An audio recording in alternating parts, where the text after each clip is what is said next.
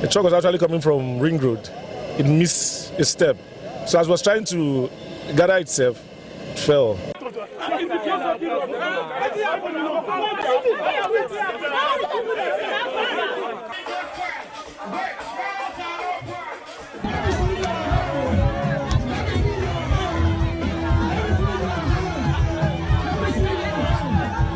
What we are witnessing these days, it is something we can no longer understand. They should stop telling us and promising us all those promises are fake, giving us distance of promises are fake. We don't want it anymore.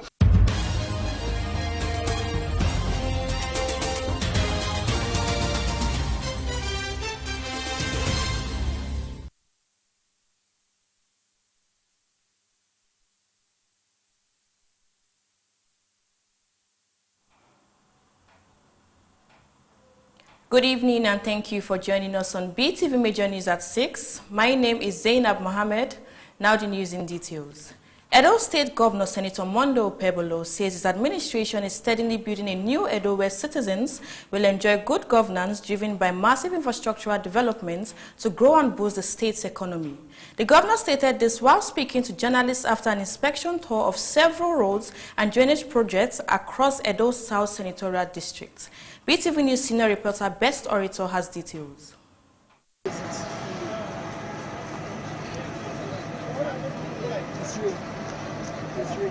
A lot of job has been done.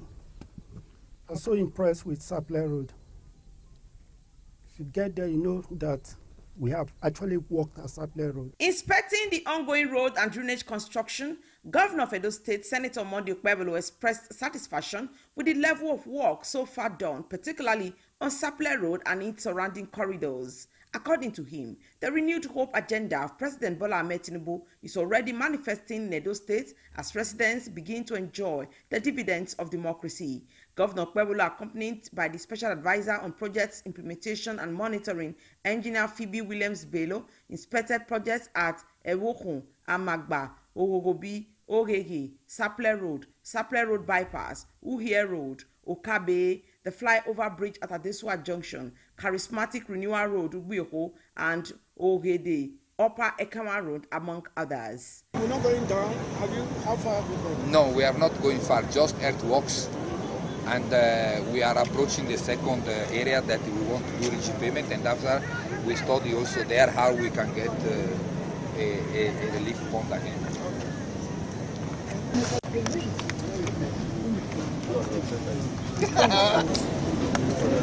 We have actually walked a Sapler Road. Look at this road. This road is stabilized now. It wasn't like this last time we came. But I'm happy to see all these things. And with me, why I'm so impressed is because we have hope. And the renewed hope agenda of Mr. President is manifesting here in Edo State. So this is what we are building on, to see that we have a new Edo of our dream. Governor Pebolo reiterated his pledge to turn Edo State into a construction site and has continued to deliver on that promise through massive road and drainage projects across the 3 senatorial districts. His administration, according to him, is bringing governance closer to the people by opening up communities, improving connectivity, boosting economic activities, and delivering practical development to the doorsteps of Edo. The governor has maintained a pattern of unannounced inspection visits, keeping contractors on their toes and ensuring strict compliance with approved designs, standards, and delivering timelines. Best Orator reporting for BTV News.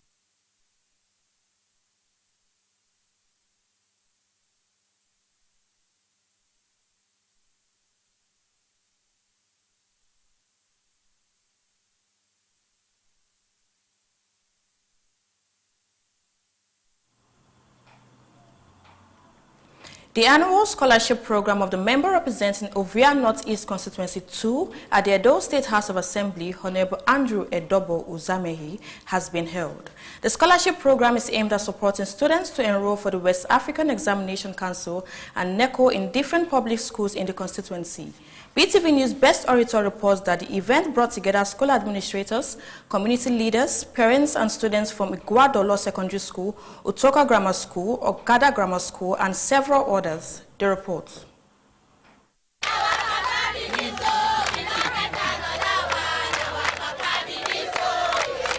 It was a mood of celebration as education received a major boost in Ovia Northeast Constituency 2 of Edo State as the lawmaker representing the constituency, Honorable Andrew Edobo Uzame, rolled out the Director of Socials at Utoka Grammar School, Mrs. Ugbe, the Director of Socials at Utoka Grammar School, Mrs. Linda Igbinidu Sainti, and other community leaders commended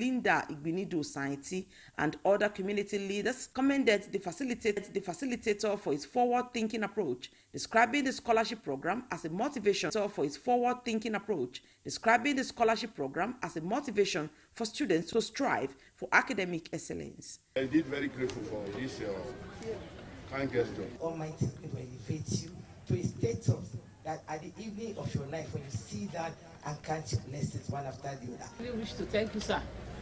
And I pray that the Lord will strengthen you to continue to do the good work in Jesus' name. Addressing the gathering, the facilitator and member representing Ovia Northeast Constituency 2, Honorable Andrew Edobo Uzame, reaffirmed his commitment to improving learning environment for students across the constituency. He announced plans to construct a block of 6 classrooms and to renovate existing structures that have become congested due to growing student population. Thank you for the prayers.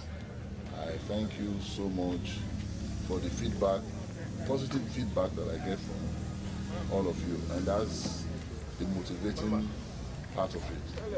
I get motivated by the responses to what I do. Thank you very much. I've made that promise that I will build 6 classrooms of school class here, 6 classrooms, and I will also renovate these 3 classrooms here. I promise that and I will fulfill it. Be rest assured that I will do it. As part of the program, free notebooks were distributed and officially handed over to both the junior and senior students of Iguadolo Secondary School and Utoka Grammar School, a gesture aimed at easing the burden of parents and encouraging students to remain focused on their studies.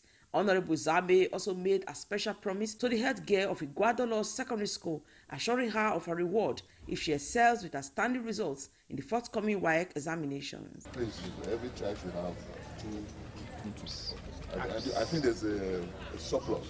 The surplus will go to the teachers and to principal. This is presented to you today for your schoolwork, for Iguadolo Junior and Senior Secondary School for your schoolwork. I've been told that this girl is gifted. Do well, I will do something awesome in your life. The 2026 scholarship program of the member representing Ovia Northeast Constituency 2, Honorable Andrew Edobo Zame, continued at Okada Grammar School, where he received a warm welcome from elders, teachers, and students. Schools in attendance were Okada Grammar School, Egbeta Secondary School, Utese Secondary School, Ogbese Secondary School, and Uhemist Secondary School. The principal of Okada Grammar School, Mrs. Mary Obaze, and the principal of Uhemist Secondary School, Mr. Lucky Demudia, and other school heads expressed deep appreciation to Honorable Andrew Edobo Zame for his consistent investment in education. They noted that his interventions have significantly boosted the standard of education in the constituency. I want to thank Honorable Zame for the good work he has been doing. Honorable is touching lives, right from infrastructure to our children. Those you have touched today, tomorrow they will remember you, sir. You are another type of Jesus who came to save the less privileged. I'm grateful for what you have done and what you have to be doing. Addressing the gathering, Honorable Andrew Edobo Zame stated that representing the people is a sacred responsibility he holds in high regards. He expressed delight in contributing to the development of education and assured them of his commitment to do more. First and foremost, let me tell the Okada Grammar School principal that I have not forgotten the promise I made to you. And as a matter of fact, it's in the works. I sent some of my boys here to come and take estimate and all that. So within the shortest possible time, we'll do what we need to do here. I'm representing all of you. The purpose of it, although some people who have had the opportunity to be in this position have not done well, but I take mine very seriously. I take mine very seriously. And by God's grace, God will also take my matter very seriously. I want to encourage you to continue to do well. We will continue to encourage you to do well. 2027, another set will be here. We will also give them scholarship by the grace of God. Go there and do that wife and pass and come and shakara for my place with your results. Also speaking, the Odionwe of Okada community, Pa G.E. Idehe, the APC leader in Uhe ward, Pa Egoma, and Mr. Omo Ojo Samson and others thanked Honorable Zame for his immense contribution to education.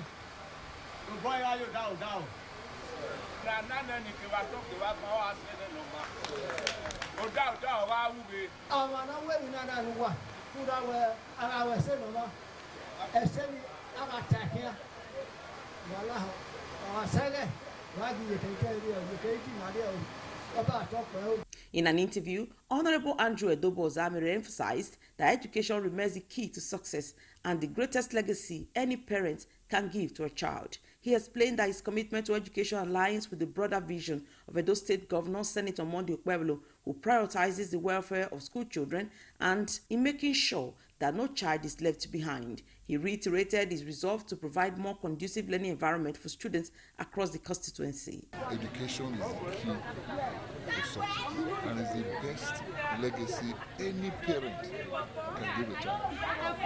So for me, I focus on education, scholarship, fixing the environment for learning, and doing everything within my powers to ensure that the children get better education. And you know, the shine agenda for our government, His Excellency, most distinguished Senator Monday Okpebholo, he's doing the same thing. All I'm doing is to support his agenda, the shine agenda. Some of the beneficiaries applauded Honorable Andrew Edobo Zame for the scholarship. As one of the beneficiaries of Honorable Zame, I'd like to say thank you for what you have done. I want to say a very big thank you to Honorable Ozamere for giving me the opportunity, the privilege to be one of the candidates of those who are writing the exam, those who are writing the WAEC this year. I'm really grateful for this scholarship that has been given to me by the Honorable, and I'm promising to try my best to see that I come out with good results after writing the exam.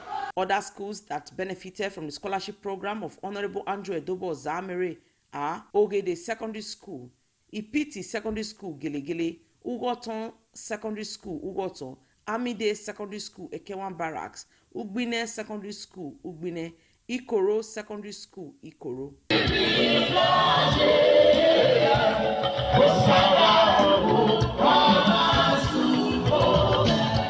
The 2026 scholarship program underscores Honorable Andrew Edobo Zamere's continued investment in human capital development, with many stakeholders expressing optimism that the initiative will inspire better academic performance and create a more conducive learning environment for students in the constituency. Best Orator reporting for Beetv News. If you have any challenge with this story, let me know, please.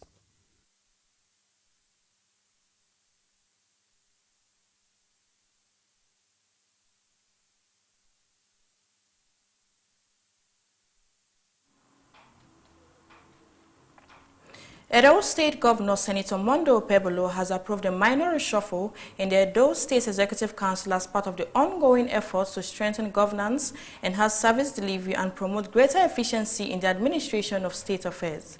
The latest reshuffle sees Barrister Vincent Osaso Wadia, the present Commissioner for Oil and Gas Resources, will deploy to the Ministry of Lands and Housing as Commissioner, while the incumbent Commissioner for Lands and Housing, Honorable Yakub Oshorenuwa Musa, is now appointed as the new Chief of Staff to the Governor's Office, while Honorable Gani Awudu, the Chief of Staff to the Governor, is nominated to resume as Commissioner for Oil and Gas Resources, subject to confirmation by the Edo State House of Assembly. This minor cabinet reshuffle takes effect from 30th January 2026, according to a statement signed by Omar Musa Ikilo Esquire, Secretary to the State Government. Governor Monday Okpebholo expresses confidence that these strategic adjustments will further enhance coordination, policy implementation, and effective governance in Edo State.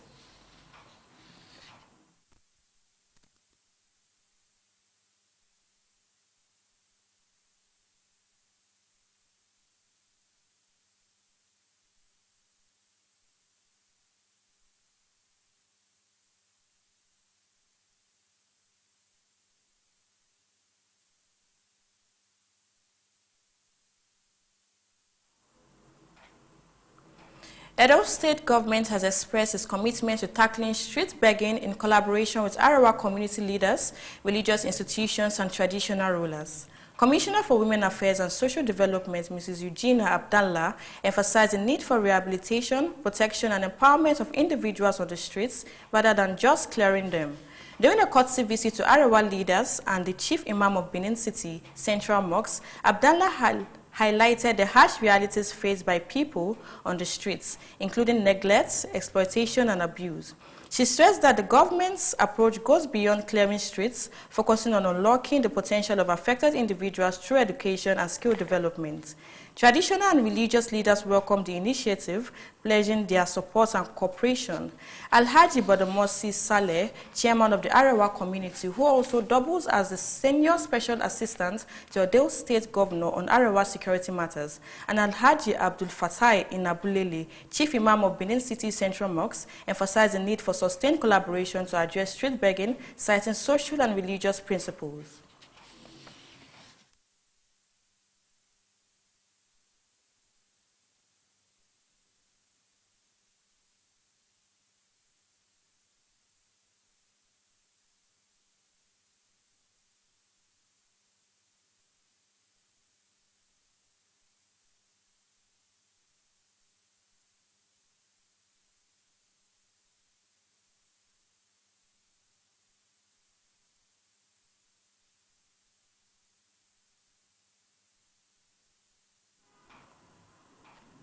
Edo State government has flagged the measles rubella vaccine across the 18 local government area of the state. This was done by the Coordinator Office of the First Lady of Edo State, Mrs. Edesili Opebolo Anani, in partnership with Ora Edo Local Government Chairman. Beetv News Best Orator has details.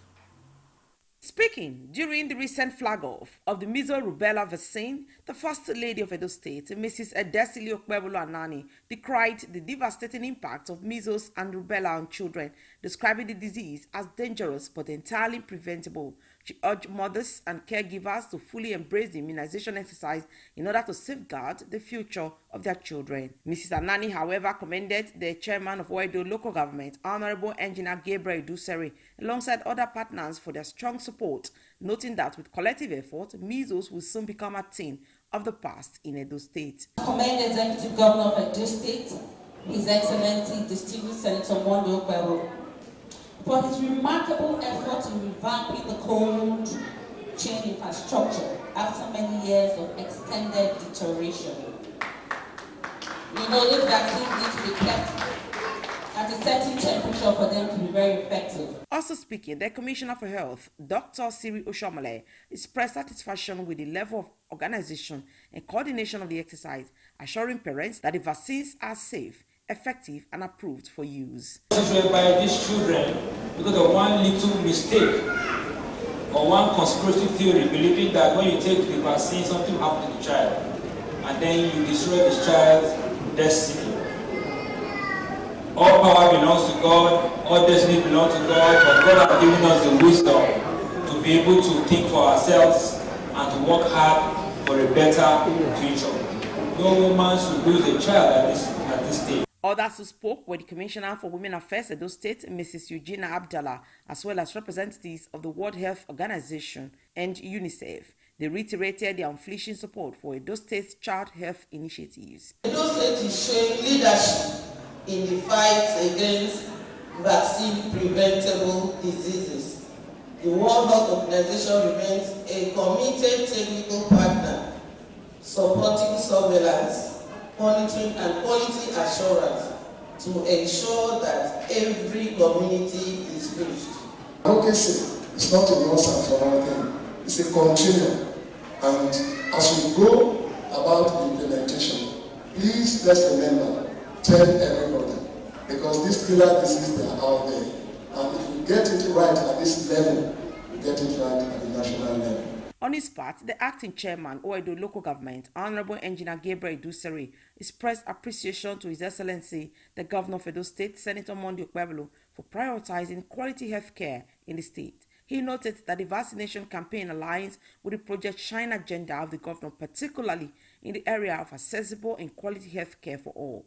Honorable Duseri also commended the Coordinator, Office of the First Lady, Mrs. Desili Okpebola-Nani, for her compassion, motherly care, and unwavering commitment to the well-being of children across Edo State. He encouraged parents across the 12 wards of Oedo local government area, especially mothers, to ensure their children are vaccinated, stressing that early prevention remains the key to safeguarding the health and future of the children. For our part, we will continue to contribute to driving primary health care program in order to improve quality of life of our citizens. To affirm again that no effort will be spared to provide all the needed resources to ensure that success is achieved and our children are saved from preventable disability or untimely death. Stakeholders emphasized that measles and rubella are highly contagious yet preventable disease, calling on parents, schools, churches, mosques, market associations, and community leaders to take full advantage of the ongoing vaccination exercise. Meanwhile, highly trained vaccination teams have been deployed to schools and other locations within Oedo local government area to ensure wide coverage of the exercise. The campaign, which began January 27, will end on February 7, 2026, and targets children aged 9 months to 14 years. The flag-off exercise, which held at Rokota Hall in Benin City, attracted healthcare workers, school administrators, community leaders, and other key stakeholders in the campaign against measles rubella diseases. Best Orator reporting for Beetv News.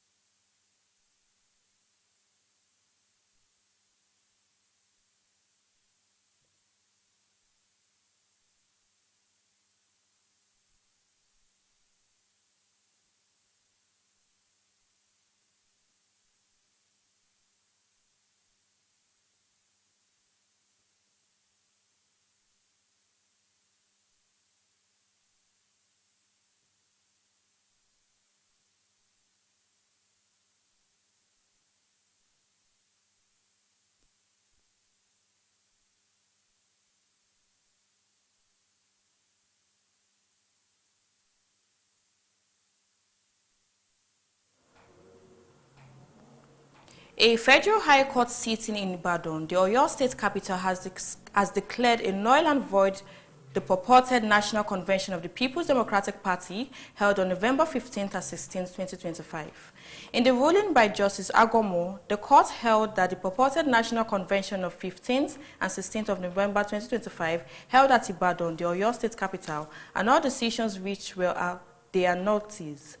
The court also held that the Caretaker Committee of the People's Democratic Party is the only lawful governing body of PDP that INEC should recognize and relate with, and barred Turaki and others from acting as national officers of the party.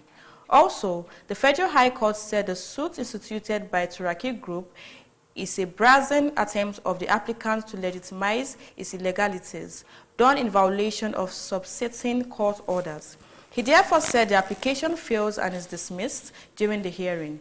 E.Y. Ajayi Esquire appears for the applicant holding brief for Musibao Adetumbi San, while O.A. Adeyemi Esquire appears for the first respondent with F.O. Ajiboye Esquire.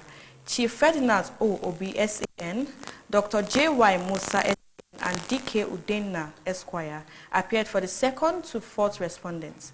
A.P. Ibayola Esquire appeared for the fifth to seventh respondents.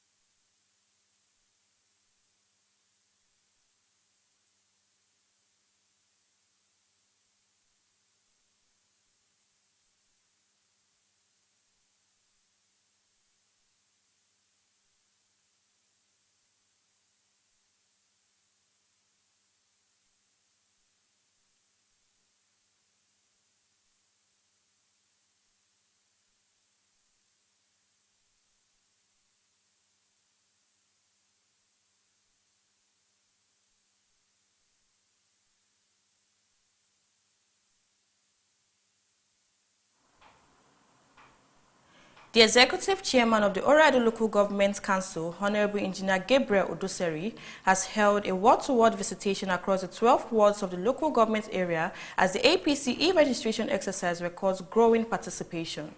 The tour, which took the council bus to several wards, including wards 9, 10, 11, and 12, was aimed at mobilizing party members, monitoring the registration process, and encouraging wider participation at the grassroots. The word-to-word engagement forms part of efforts to ensure inclusiveness, transparency, and credibility in the party's digital membership drive. During the visit, Honorable Dusere met with ward executives, youths, women, and party leaders, stressing the importance of the e-registration exercise in strengthening the APC from the base. He described the initiative as a critical step towards building a people-focused, data-driven party structure that truly reflects the party's strengths across Oreado local government area and the state at large. Ward 9, we have over 3 to 4 members already onboarded, and they are onboarding more members to ensure that they are able to get the numbers that is needed by this ward. We are here in Ward 10. Tinubu has made this party very attractive. The governor is also doing a lot. This is Ward 11, and I pray that at the end of the day, Ward 11 will come out as one of the best wards in Oreado local government. See Ward 12, see action. They have promised us that there will be more action. At Ward 7, party members turned out in large numbers to participate in the registration exercise. The ward leadership disclosed that over 1,000 members have already been registered, with plans on the way to reach about 2,500 registrants, making it one of the fastest growing wards in the local government. The council chairman commended the level of mobilization and urged members to sustain the momentum by reaching out to others at the unit and household levels. We are here at Ward 7. And as you can see, a large number of turnouts for the people of Ward 7. They are here to do their e-registration. So far, Ward 7 happens to be one of the fastest growing wards, where we have over 1,000 and something already. And they have promised that they're going to give us 2,500 membership registration. So I want to thank every member of this ward for coming out in mass, for mobilizing all their unit heads and their unit executives to be here to participate in this exercise. Speaking during the tour, Honorable Dusere expressed satisfaction with the peaceful conduct of the exercise, noting that the state government had mandated party leaders to ensure that every member is duly registered. He added that ward executives have continued door-to-door mobilization to guarantee maximum participation. The governor of the state has mandated us to ensure that every members of APC are registered. And that's why we are here. And as I can see here, they have all gone around to go and mobilize their members to come and register. Registration is going on. Members are coming out. They are even going out to go and reach out to them door to door to ensure that this registration is taking place today. Some party members praised the smooth process and the chairman's hands-on leadership style, describing the ward-to-ward visit as moral booster that has strengthened unity and confidence within the party. They pledged to work collectively to increase membership across all units, expressing optimism that their wards would rank among the best at the end of the exercise. Let us work together and ensure that we register our members, increase the numbers too. Throughout this on ground, I think this one will be one of the best at the end of the exercise. We appreciate the Oreado chairman for coming to boost our ego. Thank you, and God will continue to reward you. The word-to-word tour has further reinforced confidence in the party's internal reform as the APC e-registration exercise continues to record impressive turnouts, signaling renewed unity and growing support across Oreado local government area. Zainab Mohammed reporting for Beetv News.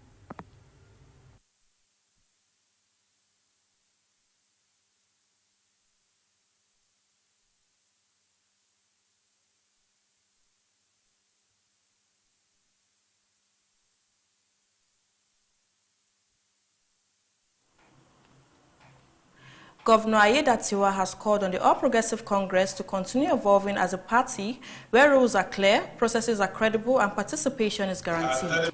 He made the remarks during the national public hearing on the amendments of the APC Constitution held at the Government House in Akure.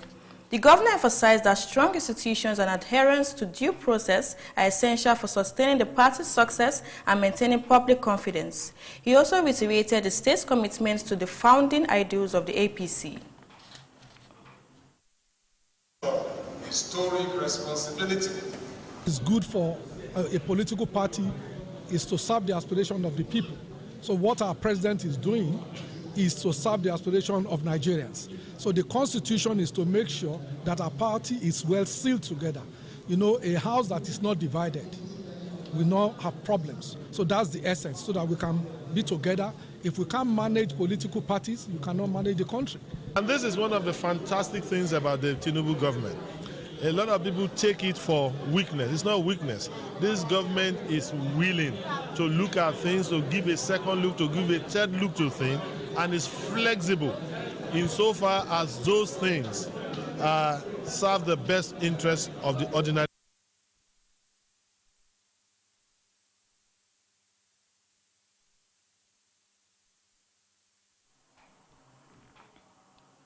The Nigerian Senate has set up a 7-member ad hoc committee to review and harmonize lawmakers' inputs on the proposed 2026 amendments to the Electoral Act. The move follows a closed-door session to examine the bill in details as the Senate seeks to strengthen Nigeria's electoral framework ahead of the 2027 general elections. The committee has 3 days to complete its assignments and submit a consolidated report.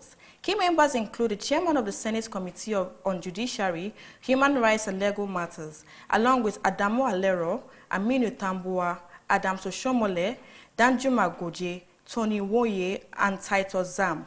The bill aims to enhance electoral integrity, boost transparency, and increase public confidence in the voting process. Reforms include stiffer penalties for electoral offenses such as vote buying and result falsification, electronic voter identification and transmission of results, recognition of prisoners' voting rights, standardization of party primaries, and timely release of election funds, all designed to ensure credible, secure, and transparent elections for the 2027 polls. Of the Electoral Act Amendment report, which was earlier laid before us last year. Then the second leg of the motion is that we stand down all the other items to enable us to concentrate on this Electoral Act because of its sensitivity and importance to the transparency of our electoral process, which has already begun this year and will culminate in election next year. Those in support of the two motions say aye. Those against say nay. The ayes have it.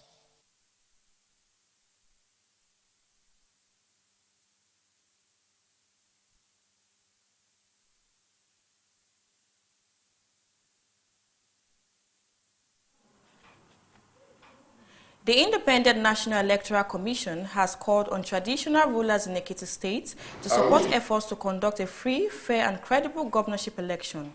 The appeal was made during a meeting with the state's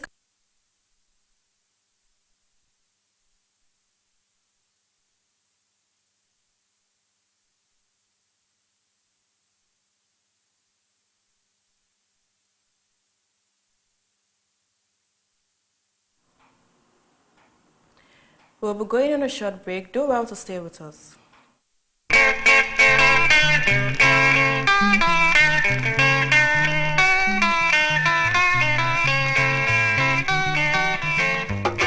years in mind. It's been 9 years since you left us, but it is still very hard to forget you, our dearest beloved mother, grandmother, daughter, sister, and aunt, late Mother Elmo Iboedefe Ni Okunrobo.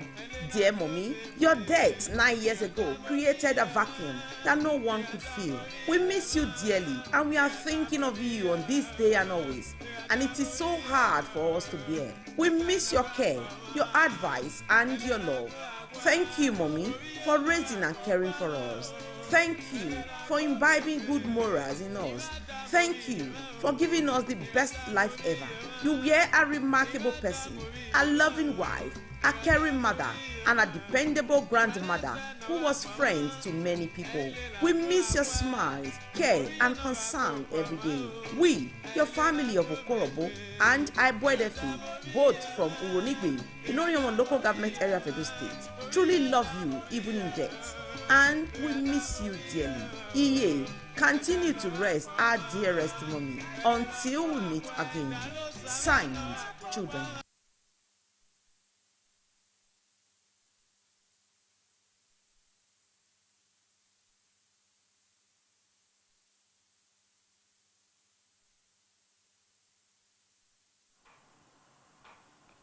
Welcome back, and now to the world of business. Domestic borrowing by the federal government surged sharply in 2025, rising by 9.19 trillion naira, while credit to the private sector contracted by 1.54 trillion naira, according to money and credit statistics from the Central Bank of Nigeria. The development widened the gap between public and private sectors' access to credits, reflecting intense fiscal pressures and the impact of high interest rates on business borrowing. The report. CBN data shows that credit to the federal government rose from 25.03 trillion naira in January 2025 to 34.22 trillion by December, marking the largest annual increase in recent years. In contrast, private sector credit declined from 77.38 trillion in Nigeria to 75.83 trillion at year-end. Economists attribute the divergence to a crowding out effect where increased government demand for funds limits banks' ability to lend to businesses. Analysts warn that sustained high interest rates, rising debts, servicing costs, and heavy government borrowing could further weaken investments, job creation, and economic growth unless borrowing costs fall and revenue mobilization improves. Telecos plan over 1.4 trillion network expansion investment in 2026. Nigerian mobile network operators have committed to increasing infrastructure investment in 2026, planning to spend more than the over $1 billion invested in 2025. According to the Nigerian Communications Commission, the spending follows the deployment of more than 2,850 new network sites last year, which expanded coverage and strengthened 4G and 5G services nationwide. The NCC said the investments have already improved network performance with better download speeds and a narrowing quality gap between urban and rural areas, despite lingering challenges such as limited 5G availability and coverage gaps. The regulator expects higher capital expenditure in 2026 to enhance service reliability, expand rural connectivity, and support Nigerians' growing data demand. Logistics boom lifts carrier sector turnover to 248 billion naira. Nigeria's post and carrier sector recorded a turnover of 248.14 billion naira in the first 9 months of 2025, representing a 56.28% increase from the same period in 2024, driven by booming e-commerce, rising intrastate deliveries, and increased small-scale trade. Data from the transport and storage industry showed that strong activity in the first quarter was followed by slower performance in the rainy season months. Stakeholders say the sector's growth highlights its role as a key indicator of economic activity, linking producers, traders, and consumers. However, operators continue to face challenges including poor road infrastructure, high fuel costs, multiple taxes, unregulated competition, and limited access to affordable financing, with interest rates near 30% constraining expansion and service improvements. Zainab Mohammed reporting for Beetv News.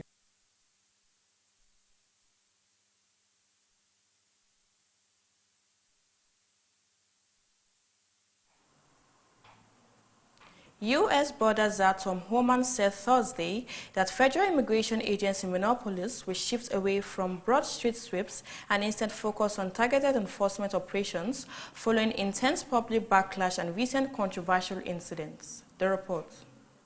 Holman, who was appointed by President Donald Trump to oversee the immigration enforcement surge in the city, acknowledged widespread outrage over previous tactics and announced that federal agents will now prioritize specific targets, particularly individuals with criminal records or those considered threats to public safety. "We're not surrendering our mission at all, we're just doing it smarter," Holman said at a news conference, signaling a change in approach while insisting that enforcement efforts will continue. The shift comes after federal officers were deployed in large numbers to Minneapolis under an operation that drew criticism for its aggressive street sweeps and was followed by deadly encounters between agents and civilians. Holman also said the number of federal agents, currently around 3,000, could be reduced if state and local leaders, including Minnesota Governor Tim Walz and Minneapolis Mayor Jacob Frey, increased cooperation with federal officials. As internal directive issued to Immigration and Customs Enforcement ICE officers now instruct them to avoid unnecessary engagement with protesters and agitators to prevent further escalation. The guidance directs agents to concentrate on immigrants with documented criminal histories rather than conducting indiscriminate stops. Holman also emphasized efforts to work with Minnesota authorities to assess local jails where ICE can take custody of individuals released from state or county detention. A move, he said, would further reduce the need for disruptive street enforcement. The announcement marks the most significant tactical shift in the federal enforcement strategy in Minneapolis since the operation began and follows mounting political pressure after controversial incidents involving federal immigration agents. Temitope Oluwafemi reporting for BTV News.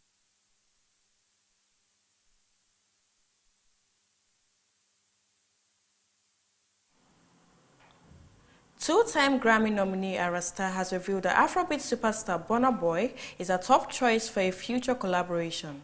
The singer made this known during a Billboard interview while discussing her 2026 Grammy nominations, describing Burna Boy as the artist she most wants to work with. The report.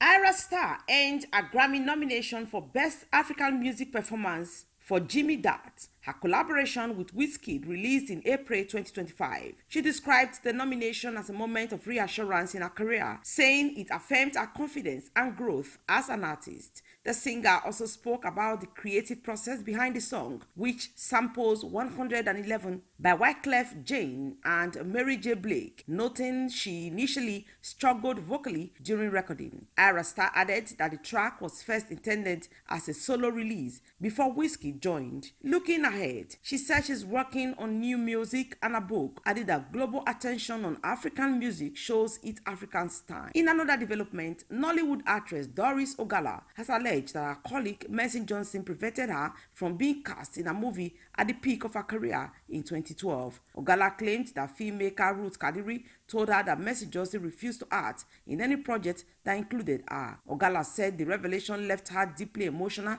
and led to a heated phone confrontation with Mercy Johnson. She added that since the incident, they have not met face-to-face again, apart from indirect industry-related encounters. As of the time of this report, Mercy Johnson and Ruth Kadiri have not publicly responded to the claims. Trinidad and Tobago-born rapper Nicki Minaj has publicly declared herself as U.S. President Donald Trump's #1 fan while showing off her Trump's Gold Card visa, which offers wealthy immigrants permanent U.S. residency and a pathway to citizenship. Minaj, who moved to the U.S. as a child, praised Trump's leadership during an appearance in Washington, D.C., saying criticism will not deter her support. She shared images of the card on social media, noting it grants her unlimited right of residence in the U.S., though not automatic citizenship. The scheme has attracted criticism due to its timing and stricter immigration policies, but Nicki Minaj said her experiences as an immigrant influenced her support, adding that she believes Trump is divinely protected despite opposition. And that's it on entertainment news. Best Orator reporting for BTV News.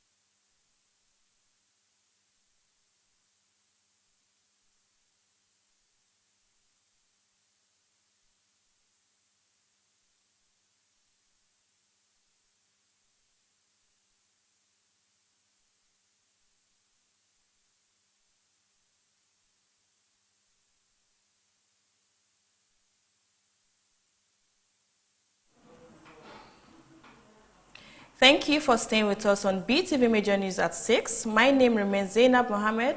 Do have a lovely night.